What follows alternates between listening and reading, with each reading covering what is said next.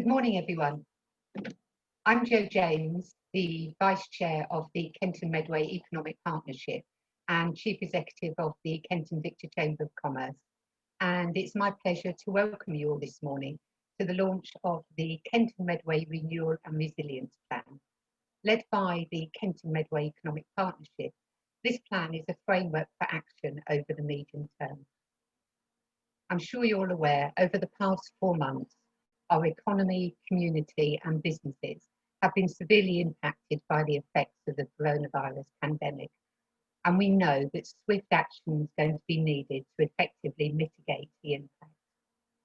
And today, you'll be given an overview of the interventions that have been put in place and a framework to identify future actions to support businesses and jobs. We have ambition. Aiming to return to life pre-COVID is not where we want to be. We want to see a more productive, resilient and fairer economy. And importantly, we want to see a green and sustainable recovery.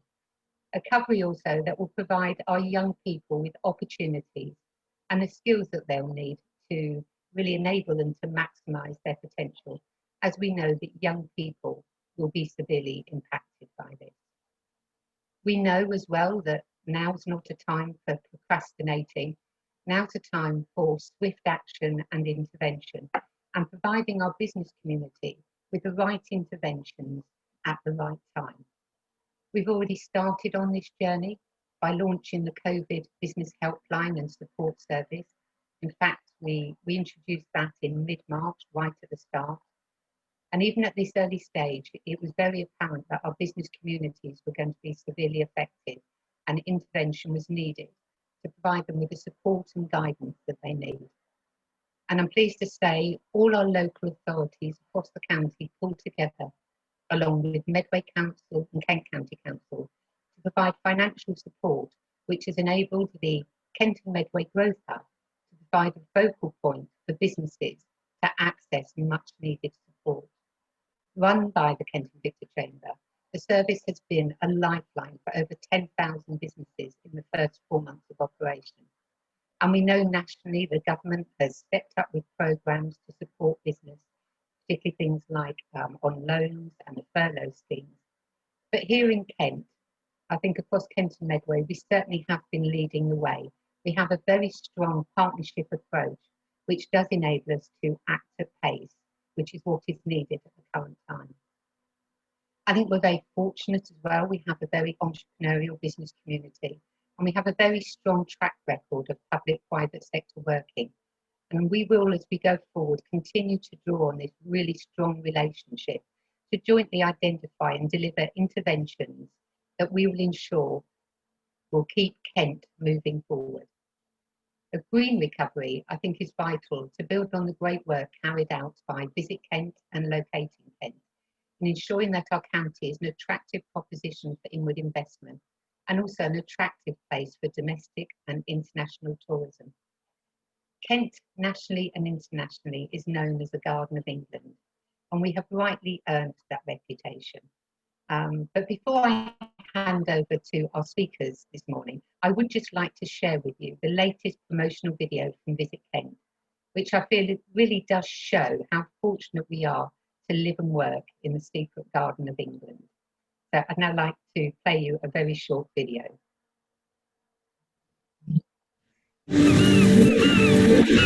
Majestic cliffs serenely stand, crystal seas and painted skies.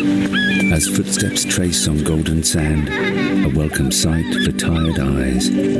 Hiking, biking, country lanes, wide spaces open to explore. Sweeping marshes, wild terrains. Respect, protect, enjoy them more. Cathedrals, castles, queens and kings. Legends born which time unveils. Peaceful pastime nature brings. The chalk draws along its winding trails. Beneath the beams of ancient oak, to eat, to drink, to share a tale. Memories forged, senses awoke, from hops and vines and Kentish ale. Twilight heralds fresh sunrises, waiting for the one that knows. Hidden gems yield rich surprises, where England's secret garden grows.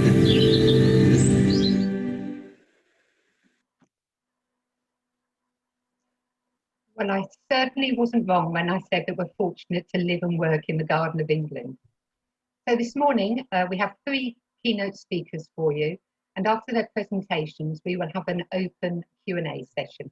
So please do put any questions you'd like to pose to our speakers in the chat function.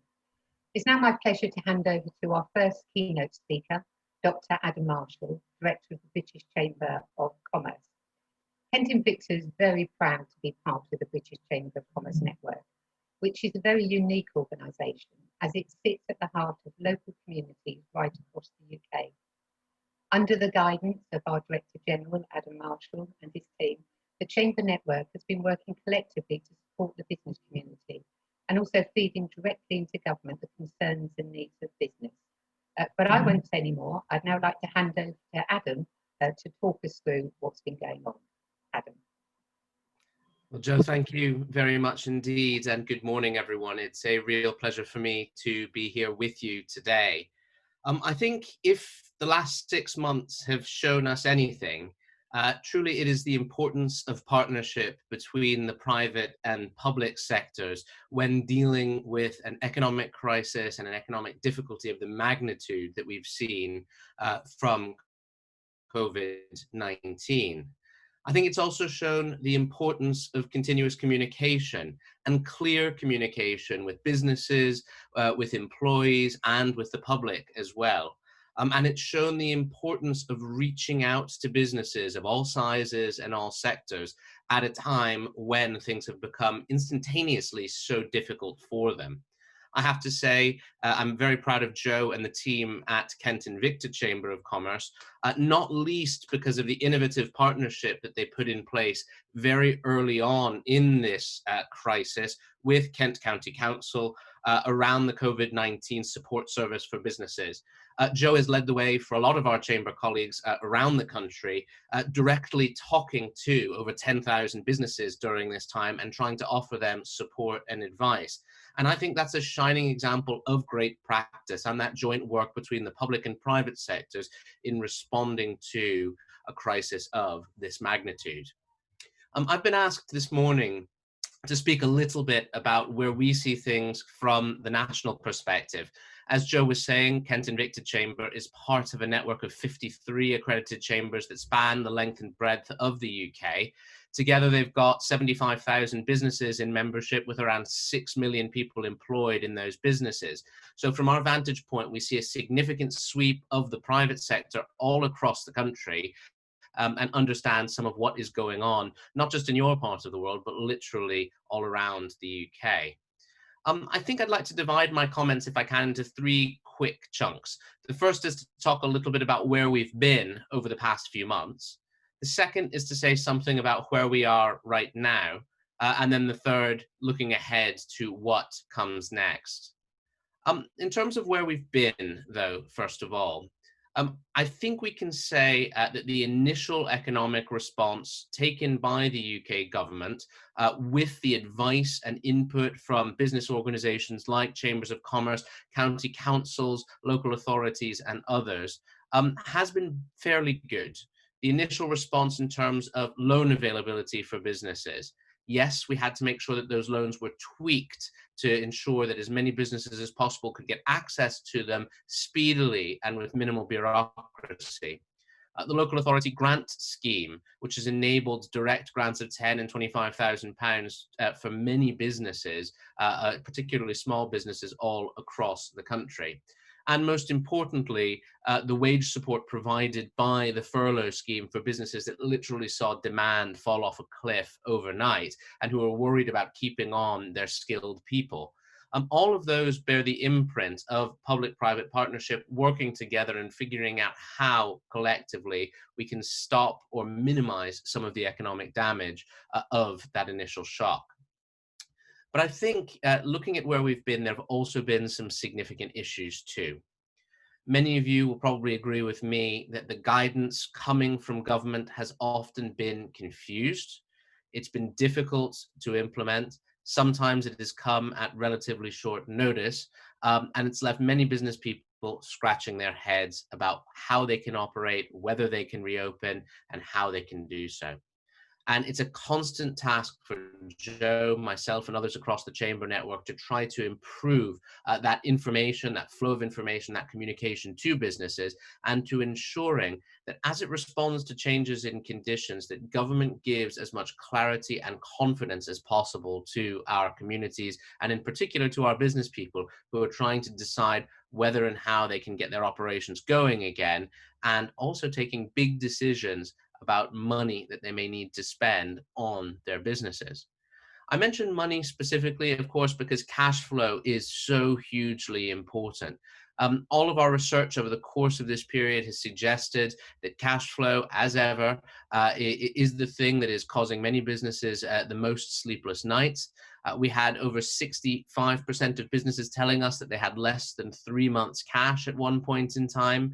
We know that many are dependent on the summer season or the Christmas season for significant portions of their trade. And of course, many will have taken on obligations via the loan schemes that they'll have to start paying back next year as well. So cash is still at the heart of some of the thinking and some of the issues faced by businesses. And for that reason, we're going to have to continue to keep an eye on it. And I think the partnership between the public and private sectors is going to have to focus on some of the cash needs and cash issues facing businesses over the autumn and into the winter ahead. And I'll come back to that in a moment. In terms of where we are now, however, we're at a very interesting point in time. We've had the first wave of difficulty from COVID-19 for so many of our businesses, the shock closures, the fall off in demand, the loss of custom that so many have seen, the orders that existed that dried up overnight. But we're now, if you've ever been through a hurricane or a typhoon, in the eye of the storm. This is a period of relative calm, I think, before the second part of the storm hits. And if you have been through a hurricane, you'll know that it's the second half that generally causes the most damage. So I'm afraid, ladies and gentlemen, that we do have a difficult period ahead of us. I think it is going to be an autumn and winter with some significant difficulty. Many businesses will run out of cash and will go to the wall. We will see a significant loss of employment as many businesses feel that they have no choice but to make redundancies in the face of changed business models and in the face of potential insolvency. And of course, that will have impacts on our communities and on our society as well, as many people who prior to this crisis had a stable job in a healthy industry now find themselves having to retrain, find themselves having to look for new employment, and of course, finding that job vacancies and opportunities are not as plentiful as they might otherwise have been. So we are in a lull right now, but I do think that we face that difficult period ahead. And going back to the point I made right at the beginning, that partnership between private sector organizations and the public sector will be absolutely critical to help individual areas get through what is unlikely to be an easy period. In terms of looking ahead, I've mentioned that it is going to be a difficult autumn and winter for many businesses and for many of our communities. There will also be some areas of opportunity and positivity as well, though, as new businesses are formed that can thrive amidst some of the restrictions, whether on movement or in terms of lockdown that we've seen through the COVID crisis. And Kent is a part of the country that I've always thought has been able to reinvent itself and change as economies have changed. And I have no doubt that you will do the same this time around.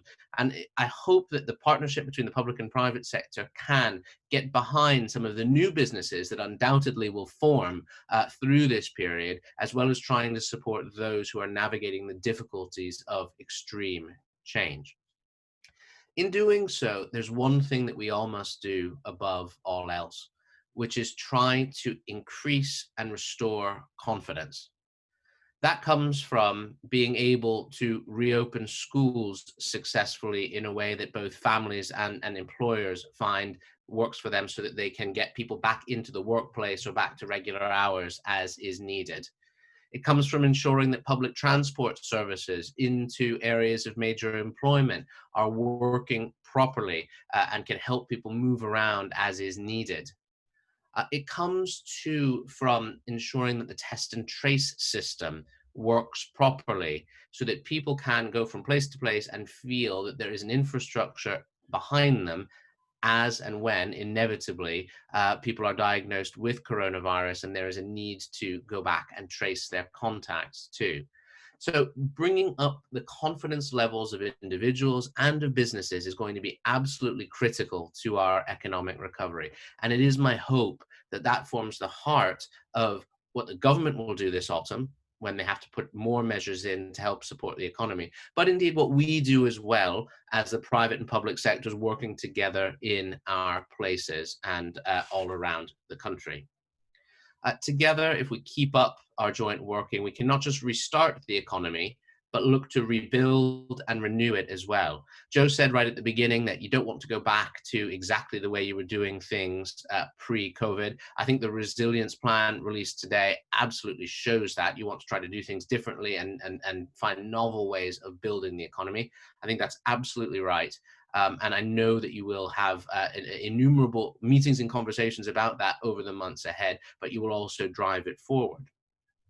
I think a final thing I'd like to say is this. Of all of the areas of the country, you have done more to focus on resilience than many others, because you are on the front line, of course, of the changes that will come at the end of the Brexit transition period. And it would be remiss of me not to mention that as well, because I know it is such a big issue for the county and for your part of the southeast of England as well. Rest assured that we, as the British Chambers of Commerce, will be doing everything we can, not just to help businesses navigate COVID, but also navigate the changes coming through Brexit over the weeks and months ahead. It will be a difficult period. There will be a lot of uncertainty there, but I'm confident that together we can rebuild our communities, rebuild our businesses, get past the worst of the storm, and get back to growth. Joe, thank you very much for inviting me today. Thank you, Adam. It was a pleasure for you to join us today, particularly as you're on holiday. I seem to keep asking you to join us every time you're on holiday, so it's very much appreciated. And going forward, here in Kent, we certainly look forward to working alongside you in actually supporting our business community, not just through the current pandemic, but obviously through Brexit and beyond. I think there's a very strong working partnership, and I look forward to continue that going forward. So thank you. And I do hope you'll be able to stay around in case any questions are posed a bit later. So it's now my pleasure to hand over to our next keynote speaker, Roger Goff, the leader of Kent County Council. And Roger's going to talk us through some of the key elements of the Kent Renewal and Resilience Plan, and actually provide an update on some of the positive news and outcomes that we've had today. So I'd now like to hand over to you, Roger. Thank you. Good morning, everyone. And I first of all just like to identify myself very much with some of the points that both Joe and indeed Adam have made about the importance of what's been done already in terms of the work between public and private sectors, which I think has been extremely positive, and the high level of coordination on that, how we need to take that forward. I think we would also share, from the point of view of a local authority, a sense of both what's gone well so far and what's not gone so well. So both the very proactive measures that government has taken and the difficulties all of us have had sometimes in understanding and knowing how best to respond to the guidance that comes out, and which then often has to be filled in considerable detail later on. And finally, I think the sense of being, as Adam said, in the eye of the storm, having been through the huge upheaval of April and early May, but looking ahead then to the autumn and some of the pressures that that will bring, and particularly for Kent, with the combination of end of furlough, potential other outbreaks, and indeed the end of Brexit transition, present particular challenges for our county. What I'm going to seek to do is to first of all pick up a little bit about what has happened already so far, how that's played out in Kent and Medway, and then go on to set out some of the responses, and in particular then unveil the details of our economic proposals and how we're going to take those forward. So if you see, certainly in the chart before you, this shows on one side the on the vertical scale the decline in GVA in particular sectors, and along the horizontal one, those sectors in which Kent and Medway are particularly strongly represented. And you can see, so particularly towards the bottom right-hand corner there, you can see the areas of particular impact and concern. So for Kent, clearly the importance of construction, a big and complex sector, very, very important for us. Equally, transport and logistics, really vital in terms of our role in Kent and the country as a whole being linked to the wider world. Notice too, education. I think there's it's worth remembering the impact there, particularly on both schools and universities, a major and arguably ongoing structural impact in a number of those areas. Tourism and hospitality, a massive impact, of course. Particularly, although you look at it there in terms of GVA, in terms of employment, its role within Kent is more significant still. So that is something which I think is giving you a sense of how important that sector is. And you saw with the Visit Kent video earlier on, and we'll be talking a little bit more about the efforts that we're making, and Visit Kent is leading in terms of promoting the county at this point. We can also look more generally at the impacts in terms of employment. And in particular, if you look there at the claimant count, you can see that it's matched, in fact, slightly exceeded the national trend in terms of the 110% increase in March to June, has been slightly ahead of the increase nationally, but broadly following the trend. Clearly, with the impacts that we will see come the autumn of the potential end of furlough, we have particular concerns about the impact on young people and what is often known as scarring in the labour market. That moment when someone's lifetime career opportunities are shaped and scarred by early periods of unemployment or irregular employment. And that is clearly a major concern and something on which our proposals, our Renewal and Resilience focuses on. Worth touching on too, in terms of the overall employment impact, the growth of the gig economy, of self-employment, of freelancing in areas such as the creative sector, which again, of course, has been an important area of growth in Kent and Medway. You think of things like the Creative Corridor, linked to the Thames Estuary Growth Board's proposals. That's an area where you've seen the growth of particular forms of employment, which have now become extremely vulnerable during this crisis. What you see here is a series of scenarios. These are the scenarios developed by the Office of Budget Responsibility as to scale and speed of economic bounce back.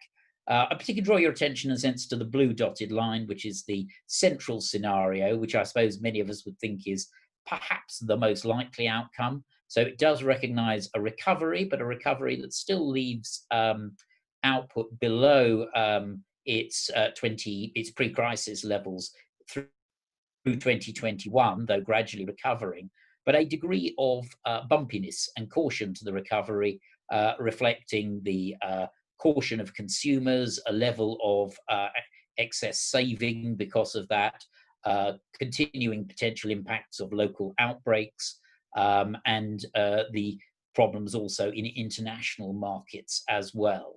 So certainly if you follow that, you see that we have quite significant impacts there over a period of time. And clearly on the downside scenario, you're into what is very much 1980s type territory, certainly for some period of time. Worth noting more generally, these figures come, much of this is presented in the economic impacts evidence base that we are issuing in accompanying the plan. And I would recommend it to you. It does go into considerable detail about the economic outlook for the county and about the impact in particular sectors. So I think it is actually an extremely valuable document in addition to the plan itself.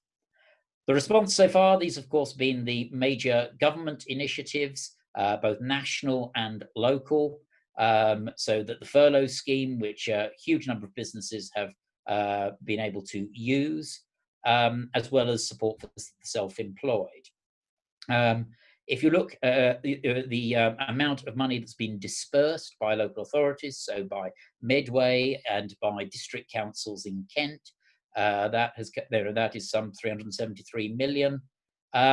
We set up, as been mentioned before, the support line. It was the Invicta Chamber which set it up with strong support from KCC and other authorities in the early days of the crisis. And that's been something which has drawn in a great deal of attention and calls, and has given a great deal of support to businesses.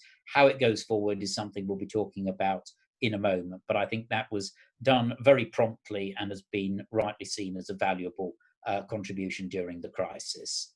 And then moving on and looking to the future, government has moved in its July mini budget to a range of measures to support jobs, and in particular the Kickstart scheme, as well as support for apprenticeships, traineeships, and the like, which again we will return to in a moment.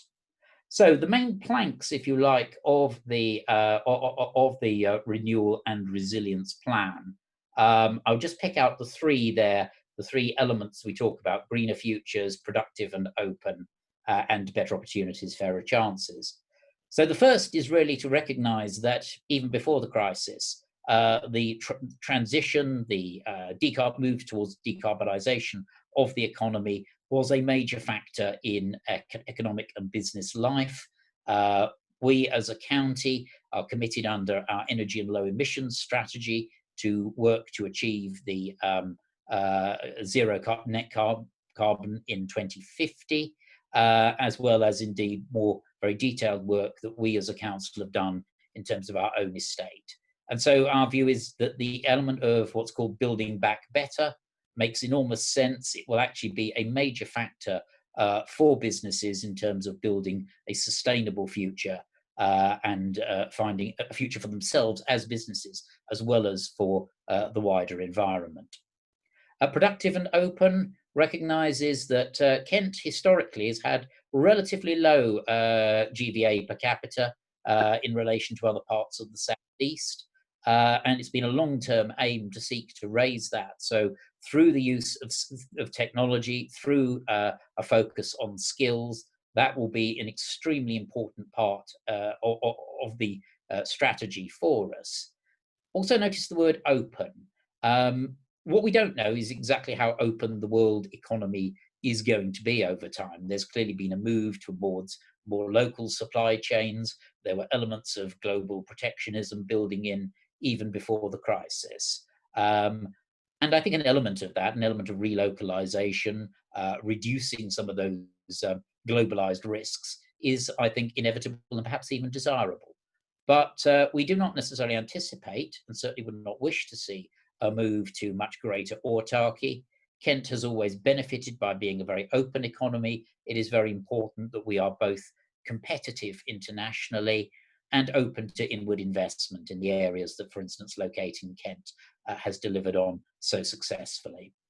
And finally, better opportunities, fairer chances. This is very much around the focus on the labour market, on the challenges that will be presented to not only young people, I think for older workers seeking to enter or re-enter the labour market, that is going to be extremely difficult as well, but ensuring that as much as possible we avoid those risks associated with what I described earlier on as scarring.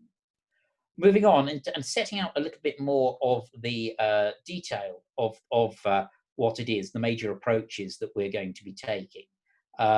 So this is over, as we say, the next 18 months. This is a medium-term plan. So it is very much focused on moving beyond the crisis and starting to build what will be elements of a much longer-term approach, but really both getting us through those next 18 months and building in a way that will be sustainable for the future. So it has, as I say, those three strands underlying it, and then 5 channels.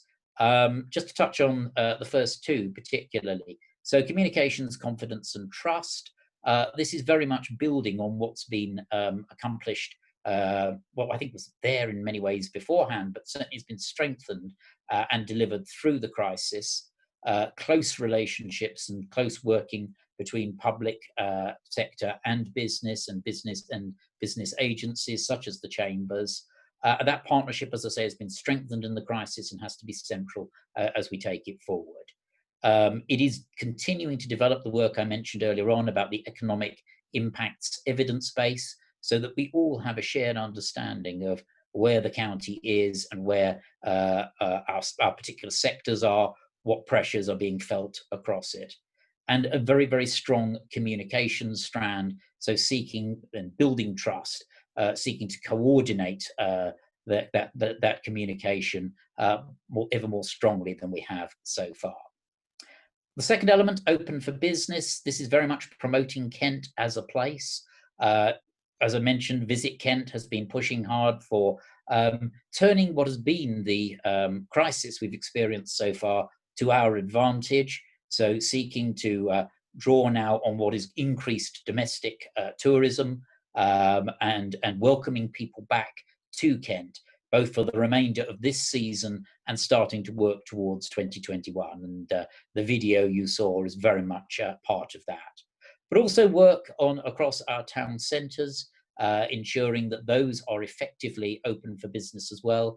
Much of that work done very locally, but again, there is a role in terms of both coordinating, supporting, and ensuring that best practice is shared. The three other channels, move to each of those in turn. So firstly, talking very much around what we talk about in terms of business.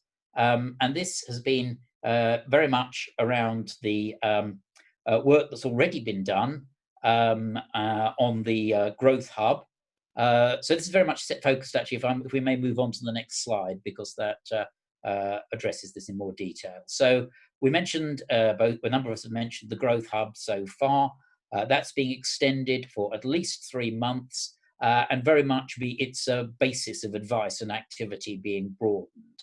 It's already been, as I say, very valuable, and it plays a key part in what I was describing earlier on about ensuring that there is actually a unified approach to business support, and that we will be seeking to bring the business and the business support agencies ever closer together, as well as I say, extending the Growth Hub.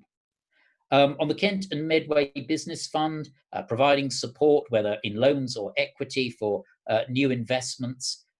This scheme, we already ensured in the early stages of the crisis. One of the steps that Kent County Council took was deferral of repayments in that area. And we're now releasing some £6 million in loan support, as I say, with 6 years interest-free.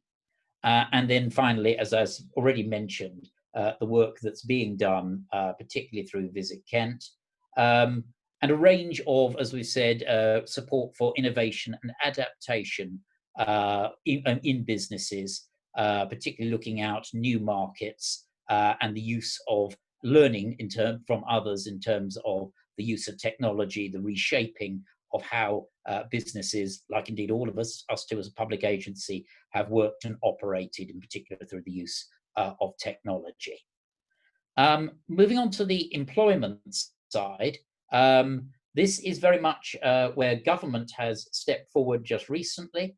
In particular, you see a number of the bubbles there indicate the areas of activity announced by government in July.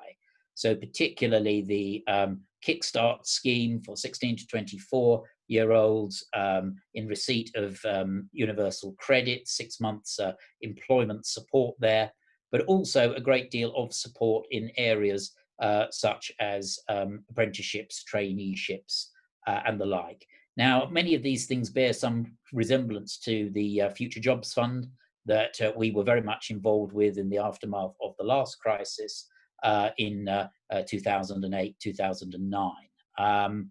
And much of the details still of what government is proposing remains to be unveiled. But what we will be seeking to deliver the local element of this through partnership, and that is what the Employment Task Force, which we are just in the process of rolling out, will be focusing on. So working with government to develop creative solutions for Kent and Medway, looking at areas such as temporary employment, subsidy schemes, the job brokerage and the like. Finally, the areas of long-term investment, which again we see as really important. What you see there on the map is the successes achieved for Kent and Medway within the government's Getting Building Fund, which was announced and carried through in huge haste. And Kent and Medway Economic Partnership brought forward its proposals, which were then supported also at the level of the South East LEP.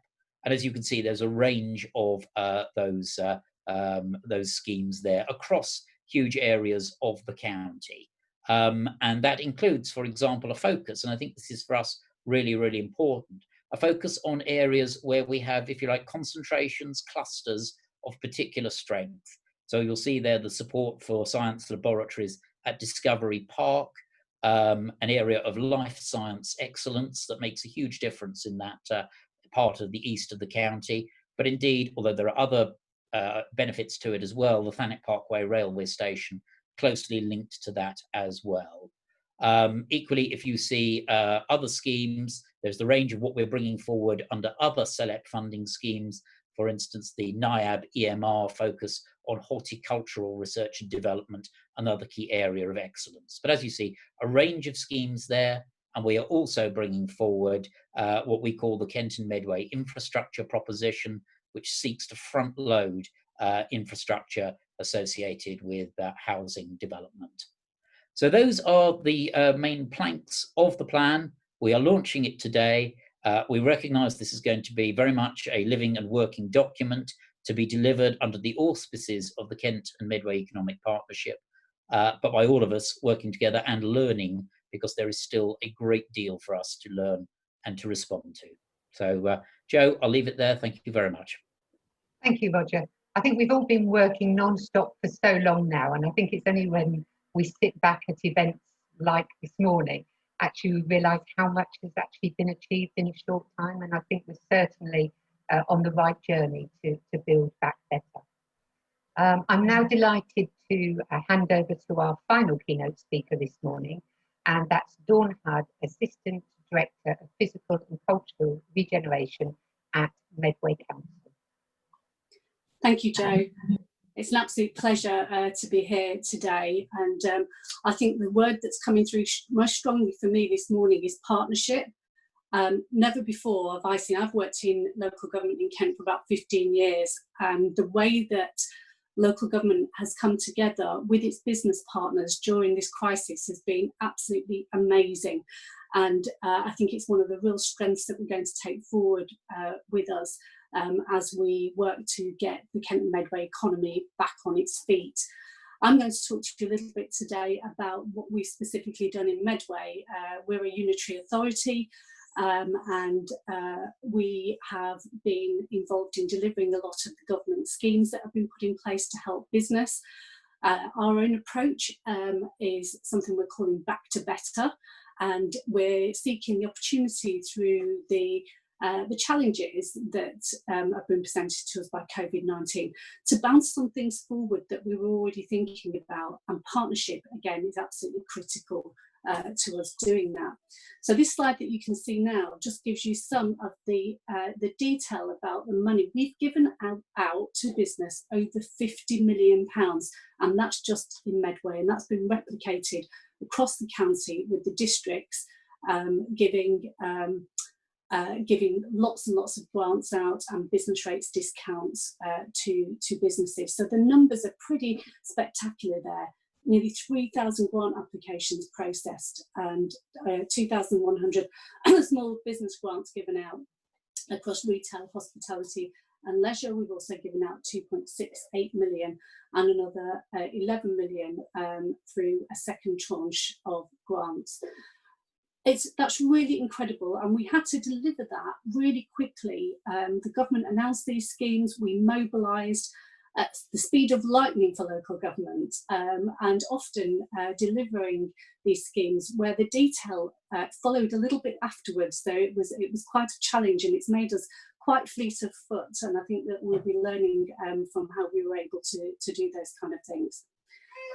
So there's been £246,000 worth of investment in our high streets, which was a grant that we got from government to help our high streets reopen safely. And we provided targeted business support for retail and hospitality in that with 2 waves of support being given, mostly around signage.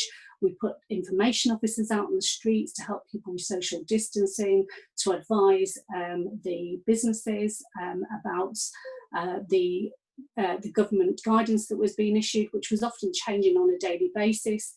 We've dealt with some conflicts where government guidance hasn't always been completely clear. For example, there was a big push to get tables and chairs out on pavements and highways so that people could visit cafes and restaurants and be more able to socially distance.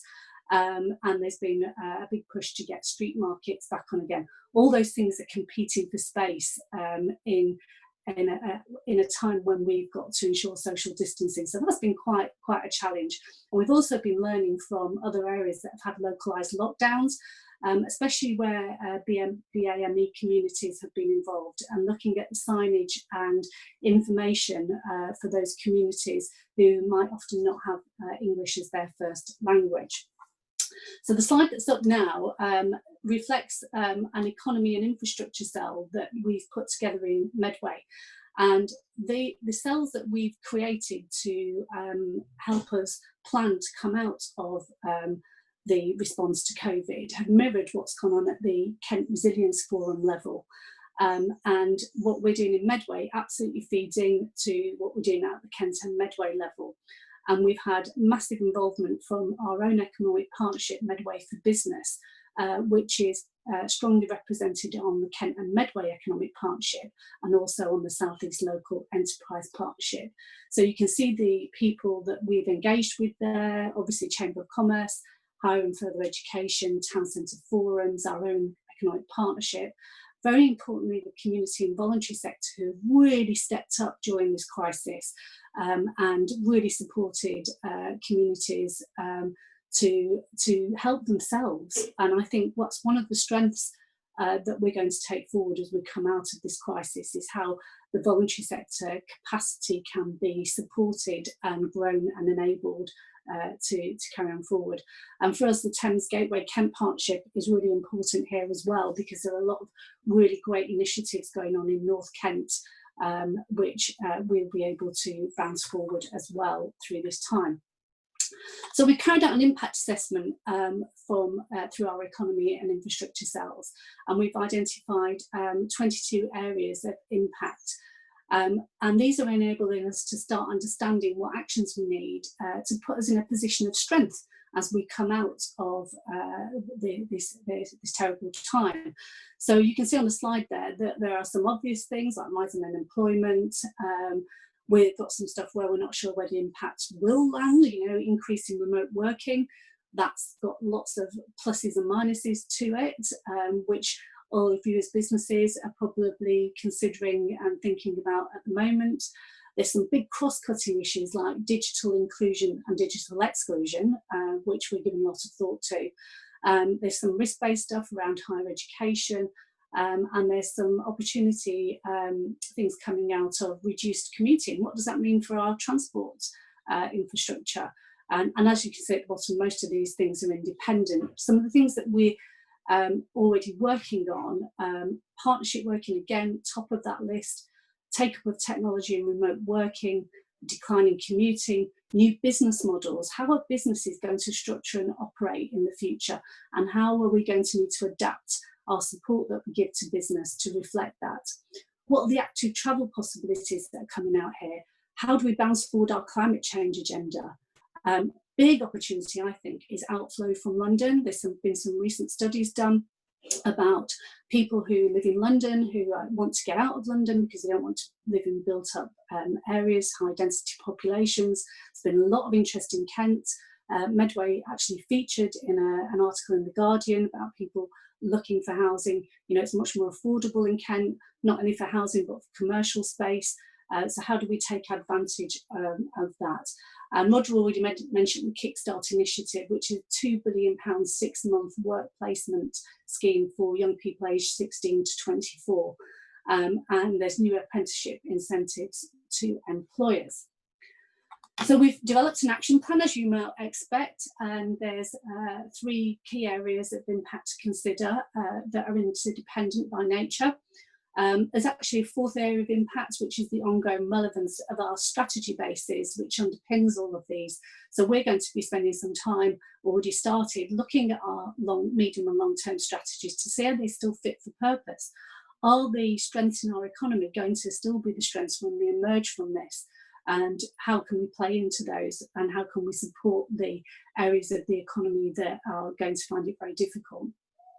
Many of the actions that coming out of the action plans will become business as usual and move into our service plans and our business plans, not just for the councils, but for our partners, our business partners, our HE and FE partners. And really important to all of this is the big projects that we were already in train at the beginning of COVID-19, and which are going to be assessed, are already being assessed in the light of COVID-19 to see, are they still relevant? Excuse me, do we need to change some of the interventions that we were already making? And I'll give you some examples of the things that we were already doing. Britain Farm Mull is the newest example of that. It was on Roger's slide.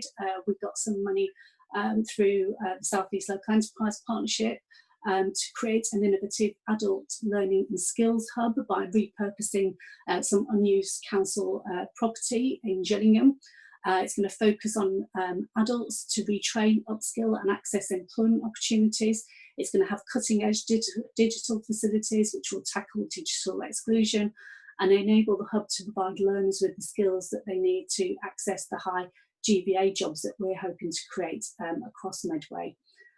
The education hub is going to sit alongside residential units, and it's located in the heart of our town centre, so it totally feeds into our town centre regeneration plans, and is going to be a massive catalyst for the regeneration of Gillingham. We've also got a bid into government for Future High Streets Fund for around £12 million to regenerate Chatham, and we're hoping to get the answer from government on that in the next few weeks. What's interesting when I look at our bid for that, it's still really, really relevant. In fact, it's just more relevant because we were already working on schemes that would help address the decline in high streets and town centres. And what COVID's done is accelerate us along that path of decline in our high streets, and the interventions that we're going to make through our Future High Streets Fund have just become even more relevant than they were pre-COVID. We've also been successful in securing 3.2 million for an area of Chatham called Chatham Intra, which is around our heritage high streets, bringing unused heritage buildings back into use, and that's going to be particularly around supporting our creative economy, which is one of the fastest growing economies in Kent and Medway. We're lobbying government for an extension to the North Kent Enterprise Zone status to try and get that extended so that businesses will have a longer opportunity to take advantage of the reduced business rates that come along with an enterprise zone. And as I mentioned earlier, we're going to be refreshing our own long-term strategies, Medway 2035, which is our regeneration strategy, and our employment and skills strategy to make sure that we test their relevance. One of the biggest projects that we've got around business in Medway is Innovation Park Medway, and that will remain our key focus, and it's our biggest transformational project in terms of the economy. 1 million square feet, that's 18.3 hectares of space to deliver space that creates space where people belong, make connections, test ideas and are inspired in the spirit of innovation. And for me, this project, although it existed way before COVID-19 came on the scene, is actually really shown us that we were going in the right direction in terms of what kind of space businesses may need as they come out of COVID. And what we're hearing is, that businesses might not want the great big office footprints that they want anymore. They want collaborative space where they can meet with their staff and their clients and come together to have those ideas and collaborate. And Innovation Park Medway was always about that. However, we're not just taking that at face value, we're doing some additional research to check what businesses are actually going to want as they come out of COVID-19, and we're doing quite a lot of research and surveys at the moment to establish what that is. Thank you, Sarah. Can I have the next slide? Thank you. I added this slide in on Friday because I thought it's something that's going to come up at this seminar today, because the last couple of weeks the news has been full of the planning reform that the government is going to introduce. And the planning reforms have come on the back of lots of extensions to permitted development rights, which will allow developers to do things like demolish vacant buildings and replace them with housing without full planning applications, and for homeowners to be allowed to add two-storey extensions to their home under the same system. I think it's really important to give some balance to what the government is proposing in the planning reform, just by saying that 90% of planning applications in the UK are granted. So I don't believe that there's a fundamental problem in getting planning applications granted. What the government are trying to do is make it easier and simpler to get growth happening across the UK. The Prime Minister said recently that the homes we need in the places we want to live in at prices we can afford, so that all of us are free to live where we can connect our talents with our opportunity. And I think that's a really good quote. There's lots of new legislation coming in. We're looking at it all at the moment to see what that means for local planning authorities across Kent and Medway. But you've probably heard that there will be 3 types of land designations: growth, renewal and protected. There's going to be an increased digitisation where everything's going to be done online. Local planning authorities will have new powers to drive up design and sustainability, which is absolutely welcomed. There's going to be a new single infrastructure levy. Details of that, as always with government proposals, have yet to emerge. And they're going to be bounding housing requirements on local planning authorities. Big sites will be split and community consultation will be streamlined. So I think, on the face of it, a lot of those things will be welcomed. As always, we need to see the devil in the detail, and the government is out to consultation on the planning reforms at the moment. So thank you, Joe. I'm going to leave it there. There are already quite a lot of questions coming in, so I'm sure it's going to be an interesting Q&A session. Thank you, Dawn. This morning, I think it's been quite apparent that although we're in very challenging times at the moment, and we've got to react very quickly to a changing landscape, there are opportunities that lie ahead for us. And I think we've heard a lot this morning about our strong partnership approach, and I think this will certainly help us maximise all those opportunities for the benefit of our residents and our business community. So I think there certainly are opportunities for us. So we'd now like to start the Q&A session. So if you have any questions you would like to ask any of our panellists this morning, please put them in the Q&A button or put them on the chat, whichever you feel more comfortable doing. We do have our first question, which is from Nick Fenton from the Kent Developers Group. And I think I'll put this one over to you, Dawn, and then maybe over to Roger. And the question is, following the COVID-19 pandemic, I believe it's important that we consider JVs between public and private sector, utilising public sector land and cash to stimulate activity and support developers and contractors, especially SMEs, in sharing risks as well as rewards, in delivering much needed residential schemes, jobs and infrastructure. How do you think that councils such as KCC and districts can assist, and is there a willingness to do so? So I'll start with you, Dawn. Thank you, Joe. Feels like an exam question, that, Nick, that I need to write an essay in response. But what I will say is, of course, JVs, joint ventures, are a really important delivery mechanism, but they're one amongst many that local government can use and do use to bring forward development where they're appropriate. Obviously, with our own land and assets, we have to demonstrate best value and always have to go through an assessment of what the delivery options are and choose the one that's right for that site and meets the outcomes, which are not always financial outcomes, but often are in local government, especially in these really challenging times with budgets. So from our point of view in Medway, we often use our own land to bring forward development, but mostly doing this through our development company, Medway Development Company, for housing, and we're at the moment taking risk and reward ourselves.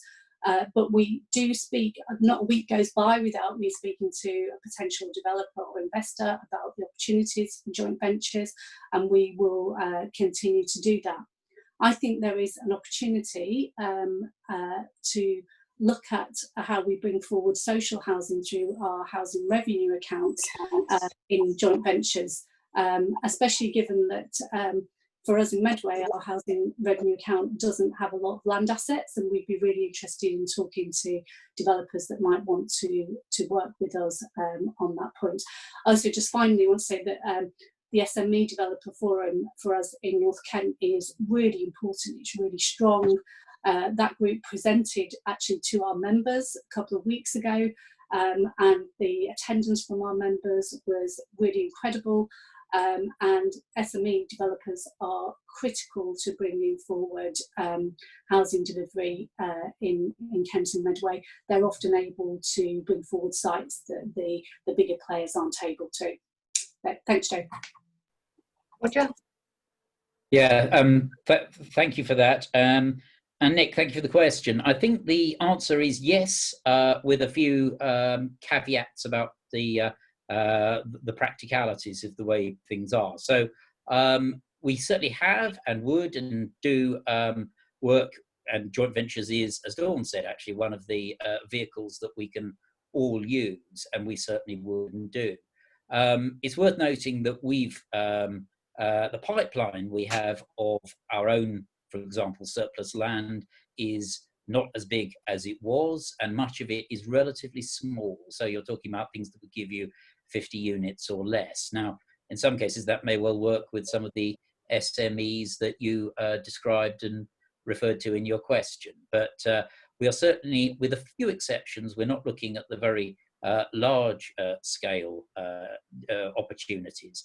But in principle, we certainly would be open to looking at those. It's worth saying also that the Public Works Loan Board has been taking, or government through the Public Works Loan Board has been getting increasingly heavy with local authorities around a number of these areas of activity. It is probably still easier in that for an authority like Medway or district councils with their housing responsibilities to take particular actions than it is for us, but that doesn't wholly rule it out. So as I say, I think it's something we certainly would be interested in doing and do, but there are a few practical constraints. Thank you, Roger. We have a question from Adele Oxbury, and she says there's currently a lot of concern about a second peak and a failing track and trace system. What communications are going out to businesses to ensure as a county we're not on the lockdown list, which would have a great effect on our business community? I don't know who wants to be the first one for that one. I can start. I mean, we certainly, I think the point you raised about communication with business is an interesting and important one, which I will take away from this. We do actually track our position on outbreaks extremely closely. We have we also have a local outbreak engagement board, which actually partly operates at a Kent and Medway level, and then also we do our own operations within our respective areas. But we do know from all the data we see on new infections that Kent has remained on a declining to flat trend. We monitor any local outbreaks extremely closely. And whilst there have been some in particular settings, though again, it's worth noting actually that care homes, for example, Kent has a smaller proportion of infection outbreaks than other parts of the southeast, let alone nationally. But certainly there's nothing that we've seen so far that indicates impacts in the wider population of the kind that we've seen in parts of the northwest and before that in Leicester. So, but I do think your point about ensuring that there is confidence on communication of that to businesses is an interesting and valuable one, and I think I'll take that away as to whether there is more we can do to ensure that wider public, including business, is very aware of that. Thank you, Roger. I totally agree. I think that's an area where we can have a look at how we can potentially work together to actually better inform the business community. This question is actually for Dawn, and it's from Sir Robert Worcester. Good presentation, Dawn, but you didn't touch on the Medway Year of Culture. How are things going? Thank you, Bob. I'm glad you reminded me, because Richard Hicks will not be pleased with me if that doesn't get mentioned today. So Medway is absolutely still on track to bid for City of Culture for 2025.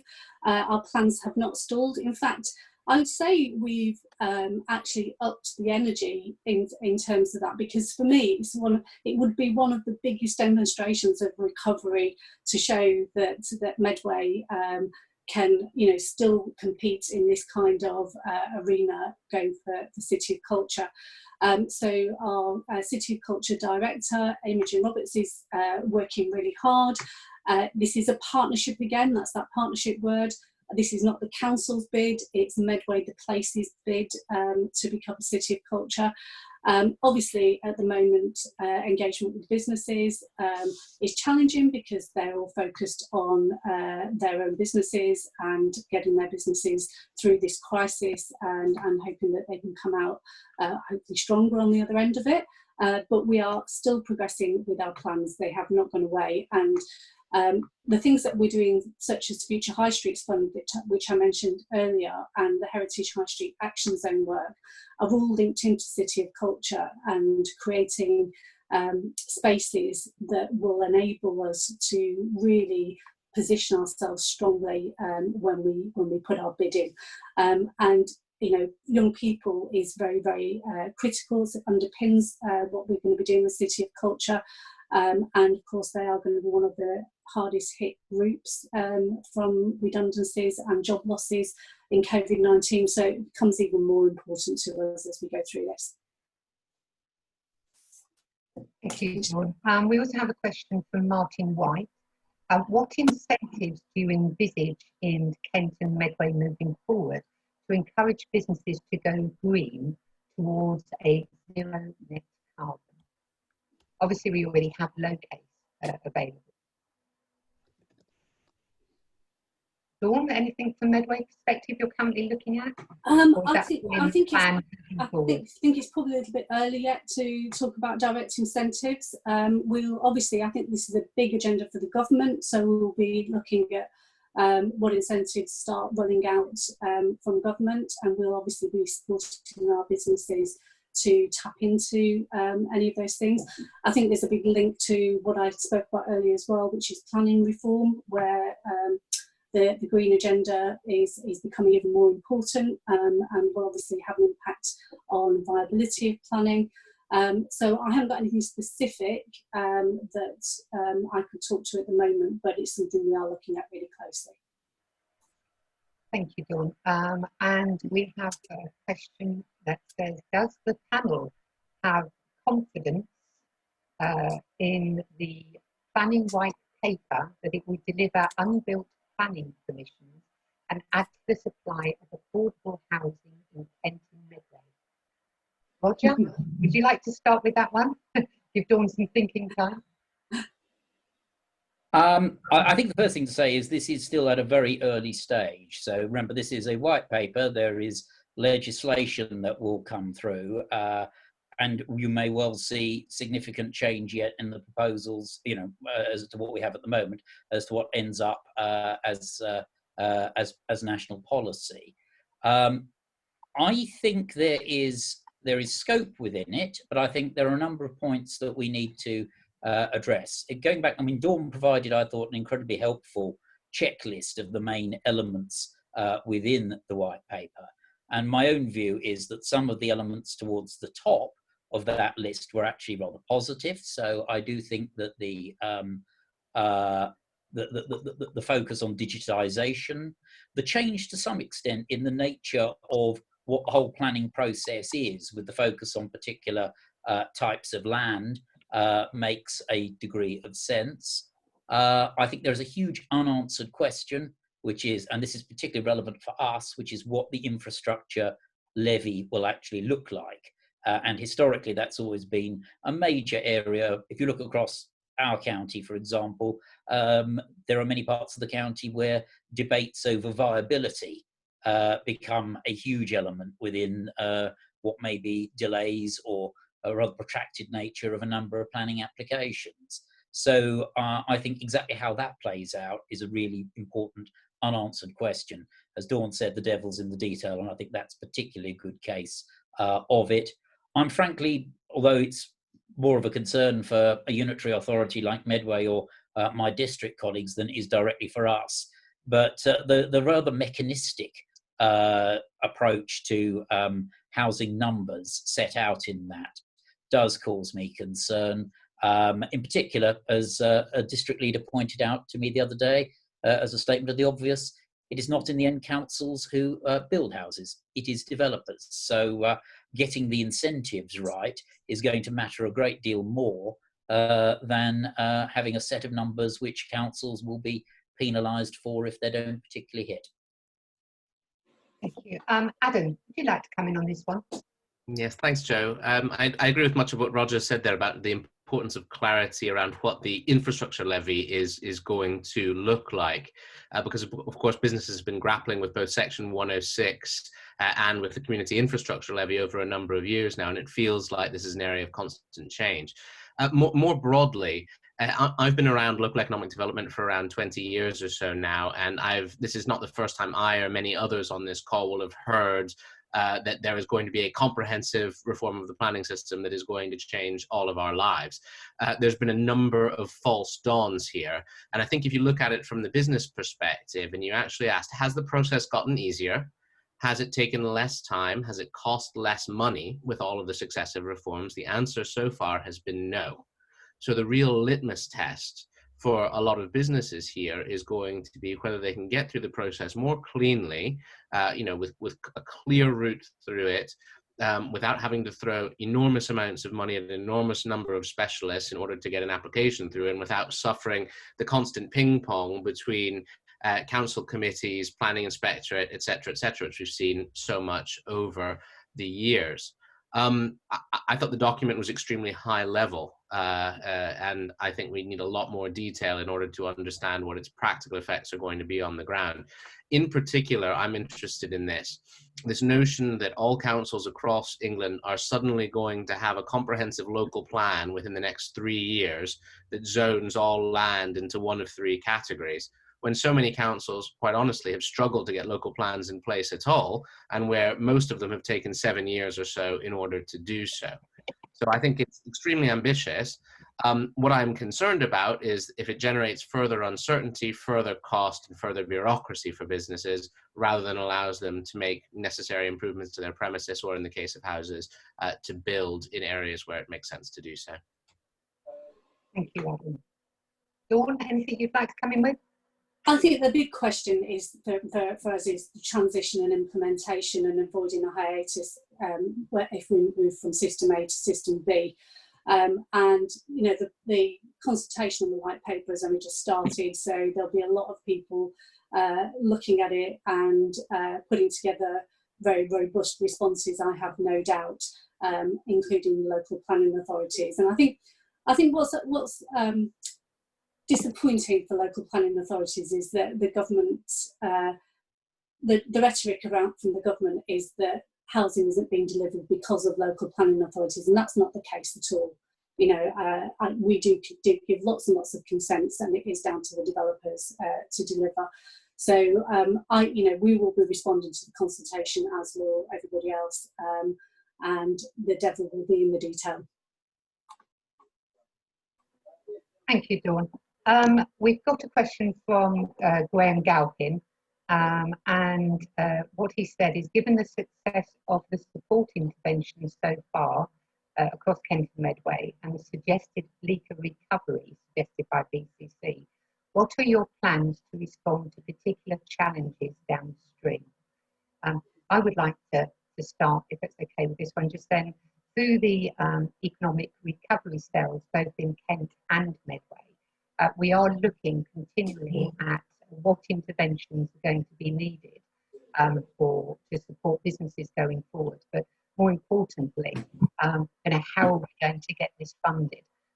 Because there's not an endless pot of money or streams of funding everywhere that we can easily tap into. So, we are continually, as a group, looking at what interventions are going to be needed.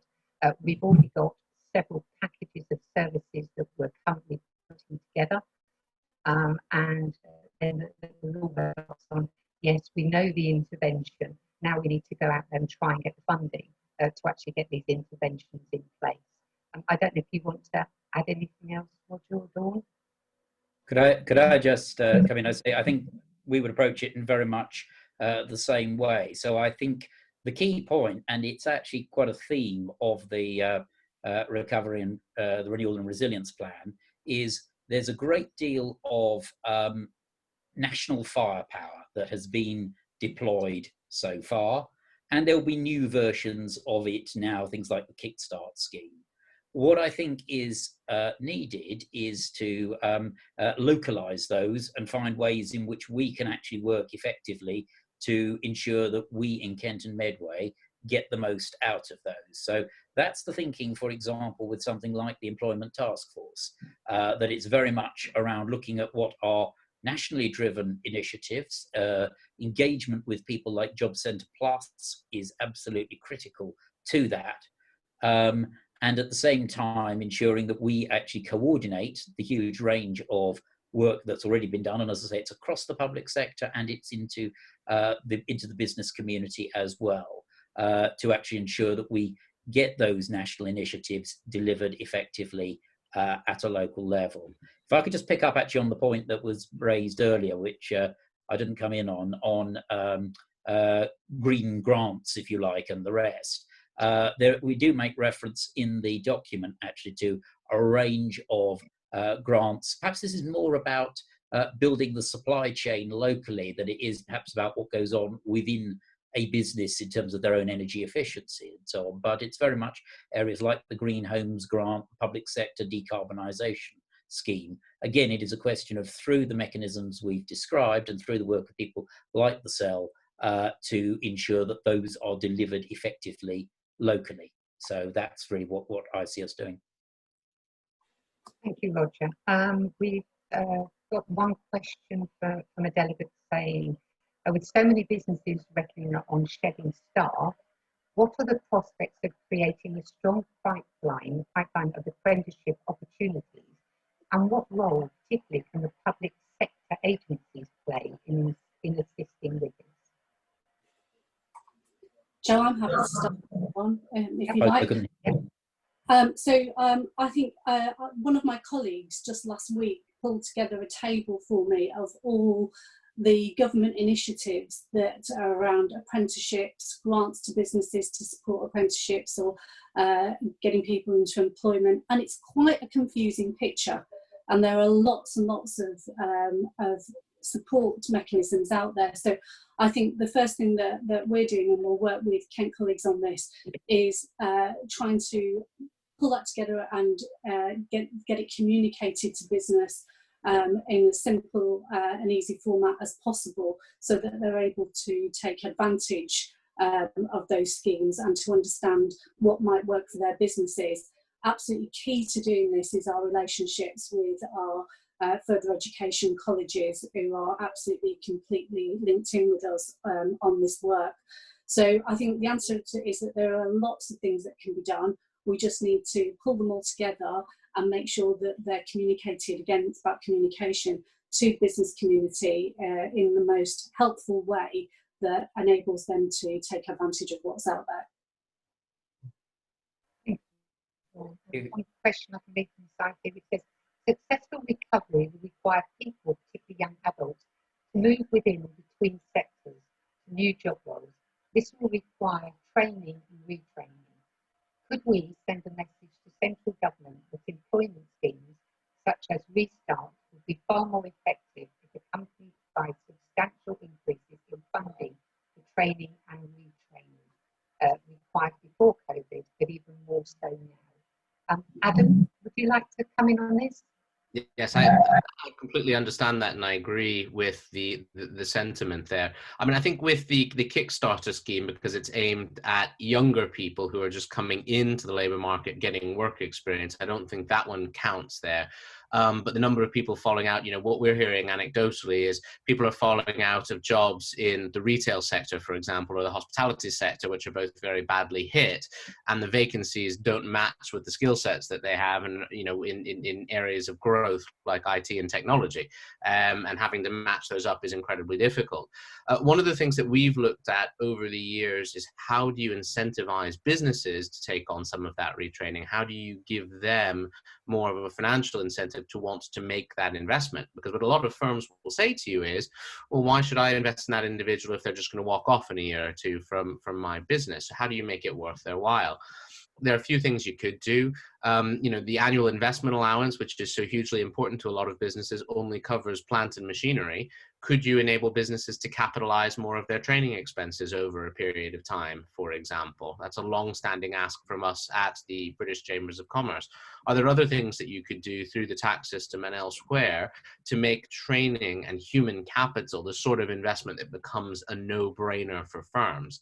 That's a point that we'll be pushing once again to the Chancellor when he gets to his autumn budget, but also more broadly, because COVID-19 really only brings into evidence a trend that was happening already, which is that people are going to have a number of different careers. There's going to be disruption across a number of sectors, and people are going to have to retrain at several points during their lifetime. So it's not a new problem. It's just been exacerbated by this crisis. So front loading some of those incentives would help a lot more businesses invest and respond.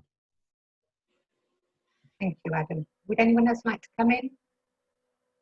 Could I just come in and say on the last cut, both that and indeed the previous question, which Dawn answered, which is these are exactly the sort of things that, from our point of view, the Employment Task Force is designed to pick up and run with, because a lot of it is about clarifying national initiatives, which actually at the moment, in a number of cases, we've had big announcements and they're still not wholly clear what they amount to in practice, and communicating those with business, and indeed then feeding back to government exactly the sort of points that have been discussed. And I think Adam's point about disruption is a really, really powerful one. If anyone's read the OBR's series of scenarios, they do make in that an interesting point, which is in the last just over 10 years, we've had two economic events that were supposed to be once in a lifetime events. First, the greatest financial crash since the 1930s depression, and now this, which in fact dwarfs the Great Recession in its impact. Now, maybe that's just coincidence, or maybe we all have to be used to the idea that volatility has increased, and that does mean, as Adam says, that we need to find the right ways to support people through flexibility in their careers, because that level of disruption may well be a bit more of a given. Thank you, Roger. Quick scan through. I believe actually we've covered all of the questions posed this morning. So I think probably now is an appropriate time to bring this morning's session to a close. But before I do, I would just like to thank all of our speakers this morning, not just for taking the time out to be here this morning, but for all the great work that you and your teams have been doing to ensuring that you're supporting our residents, our communities, and our business communities. So a big thank you. Obviously, I would also like to thank all of our delegates for joining us this morning. As you can see, the event has been recorded, and a copy of the recording will be on the KMET website shortly. And following today's event, I think it will be coming out quite shortly, you will all be receiving a copy of the Kent and Medway Renewal and Resilience Plan. nighttime reading for you there. So, I'm delighted you all joined us this morning, and I look forward to continue working with all our public sector, public sector partners, and also the British Chambers of Commerce, and obviously importantly, to continue working and supporting with the county's business community. So please do go on and have a very enjoyable and productive day.